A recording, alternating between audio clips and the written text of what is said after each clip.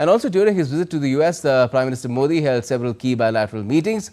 On the first day of his visit, Prime Minister Modi met with US President Joe Biden at his home in Wilmington. The PM expressed gratitude for President Biden's role in revitalizing the US-India alliance, recalling their recent visits. And PM Modi also held meetings with Japan's Prime Minister Fumio Kishida, marking a decade of the India-Japan Special Strategic Partnership.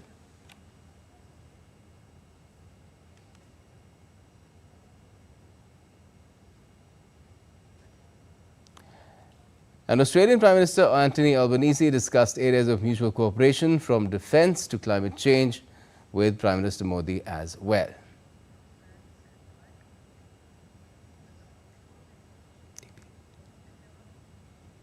On the second day, Prime Minister Modi met Nepal's Prime Minister KP Sharma Oli on the sidelines of the UN General Assembly in New York.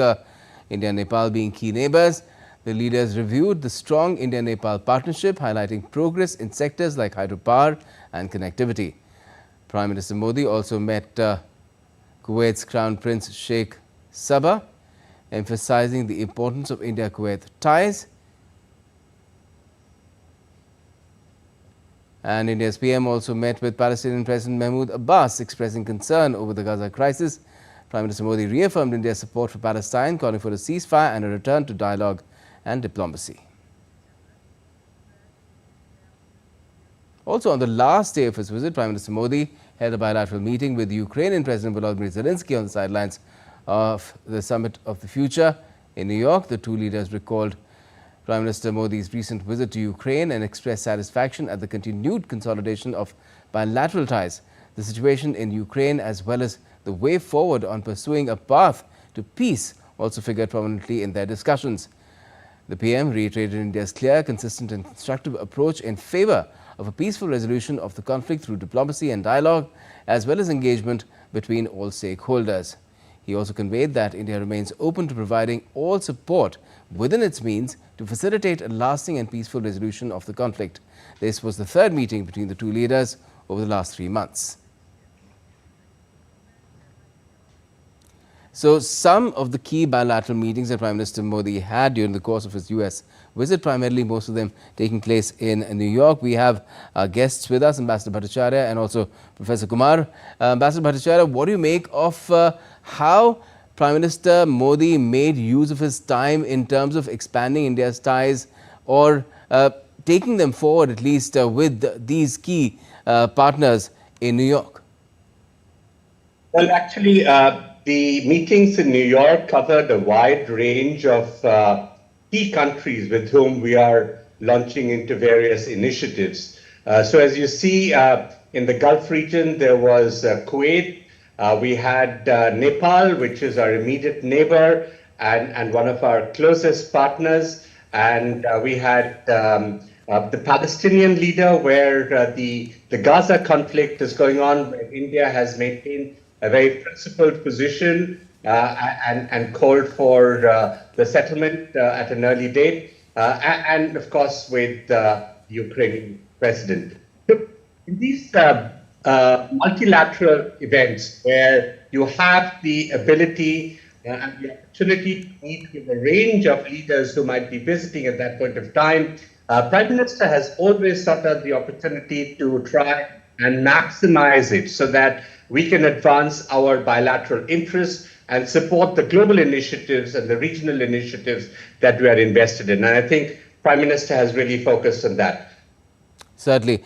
And Professor Kumar, if you'd like to add something to that in terms of how things really work in New York at the time of the UNGA, when, of course, there are a lot of leaders present at that one place where they come to interact with the rest of the world, put across what they think about global issues, but they have to squeeze out time, really. So it also depends on not just who you're interested in meeting, want to take your relations forward with, what really works out at the end of the day.